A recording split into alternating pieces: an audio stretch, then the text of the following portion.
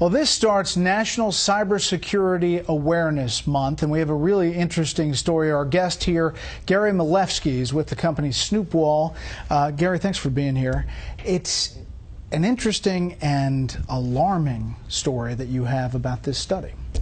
I think this is bigger than Ebola right now because 500 million people are infected and they don't know it.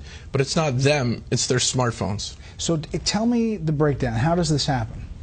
So let me give you an example. If you went to the hardware store, you'd buy a flashlight and you'd turn it on and you'd use it to find your car keys at night or to do some work. We've all installed a flashlight app on our phones. This is the app that you put on and it just goes up. It's a flashlight. Exactly. And instead of being a normal flashlight, when you hit the on button, this flashlight app is kind of like a real flashlight from the hardware store, except it was made by Mr. Gadget. And it opens up and it says, Brett, can I have your name, address, credit cards, bank account information, family photos, videos, where you're located right now, and all your friends and contacts, and can I send that out over this little satellite dish attached to the flashlight? You probably wouldn't buy that flashlight, and you wouldn't hit the on switch. But that's what's happening? That's what's happening. The top 10 flashlight apps today that you can download from the Google Play Store are all malware. They're malicious, they're spying, they're snooping, and they're stealing. So where does that information go? What happens to it? So I've been tracking down where it goes, and I've found 3 countries so far: China, India, and Russia. And they use it for various purposes, I guess? They use it pretty much, it seems, for criminal purposes, but if a nation state wants to collect a lot of information on Americans, this is a great way to do it because everybody installs a flashlight app. So what do you tell people? Don't install flashlight apps, period? In some cases, you actually have to not only uninstall it, but you have to factory reset your phone because they install Trojans that when you uninstall some of these flashlight apps, the Trojans are still installed waiting to run and operate in the background while you're doing important things like mobile banking or reading your contacts list and things like that. That's amazing. This is a new kind of finding? It's a new finding. So at Snoopwall, I had my team do a vulnerability assessment of the top 10 flashlight apps, and we created a threat report, which we put on our website, that shows that because this is the most downloaded app, I was always wondering why things were happening in an odd way on my phone, where my GPS was being activated and my contact list. So I had my team look into it, and we discovered this. This is brand new information.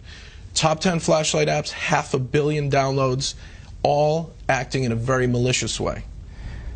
So if you're telling somebody now, what would you tell them to do? Drop that app and restart your phone?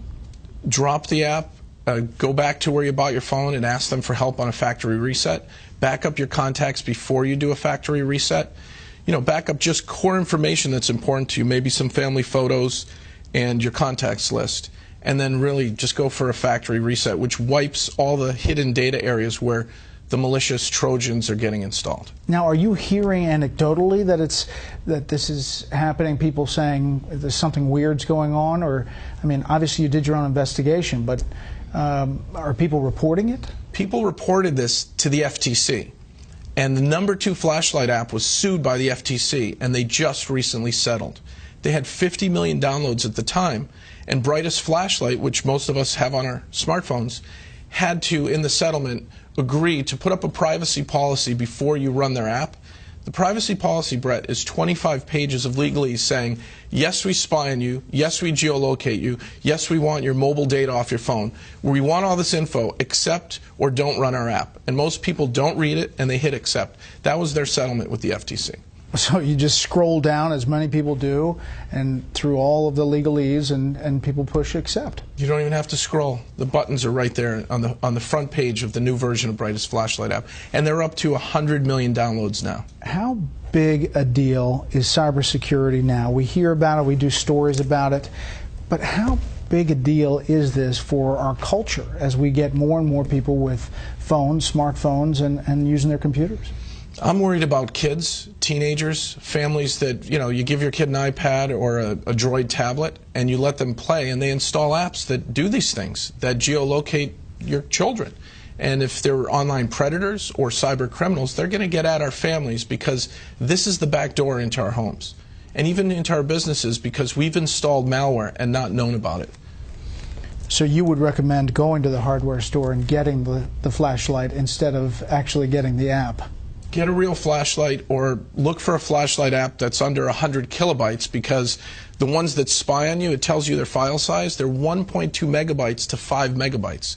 Those are big files to just turn the light on and off. So if you find a really, really tiny flashlight app, a privacy flashlight, you'll be safe. Wow, that is unbelievable news, and thank you for coming in. Again, the website? Snoopwall.com. Okay. Gary, thanks a lot. Brett, thank you.